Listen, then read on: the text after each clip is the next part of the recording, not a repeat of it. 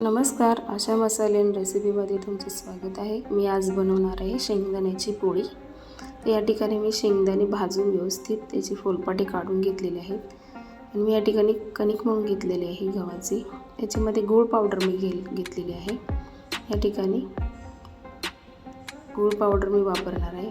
हा सुद्धा तुम्हाला हवा असेल तर गूळ वापरू शकता खिसणीने खिसून। तर मी आता याच्यामध्ये मिक्सरमध्ये बारीक करून घेणार आहे। व्यवस्थित बारीक करून घ्यायचे, मोठे ठेवायचे नाही आहे, कारण ती पोळी लाटताना त्याच्यामध्ये वरती त्याची मोठी भरड दिसते, याच्यासाठी बारीक करून घ्यायचं आहे आपल्याला। आणि याच्यामध्ये आता मी गूळ मिक्स करणार आहे, गूळ पावडर।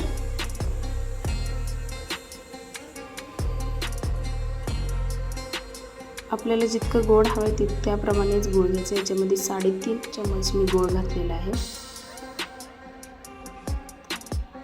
ही पोळी खूप टेस्टी असते आणि पौष्टिक सुद्धा आहे आणि मुलांना खूप आवडते, यासाठी मी ही बनवते आहे।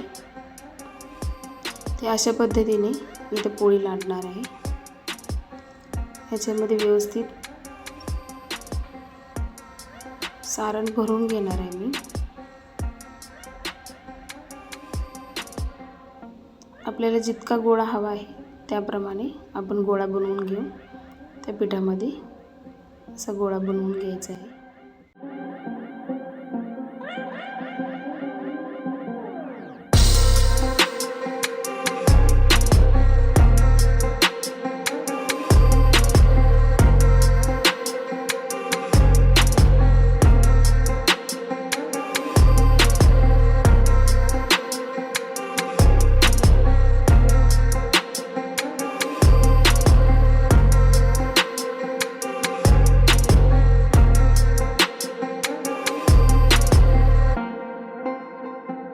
मी अशा पद्धतीने व्यवस्थित पोळी लाटून घेते। बघू शकता कुठेही फुटलेली नाही, पोळी व्यवस्थित अशी आलेली आहे।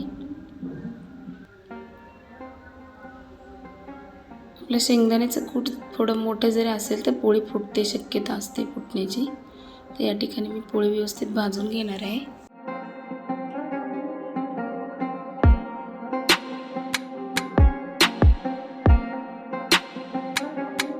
अशा पद्धतीने आपण पोळी व्यवस्थित भाजून घ्यायची आहे। ह्या पोळ्या तुम्ही तुपासोबत किंवा दुधासोबत सुद्धा खाऊ शकता किंवा मुलांच्या टिफिनमध्ये सुद्धा सकाळी देऊ शकता। या पोळ्या खायला खूप छान लागतात। हे सर्व पोळ्या मी अशा पद्धतीने लाटून घेणार आहे।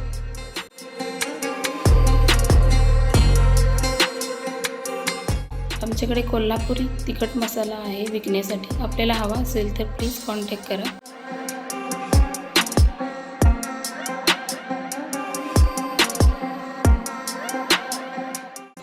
तुम्ही कमेंट करून सांगू शकता की पोळी कशी झालेली आहे।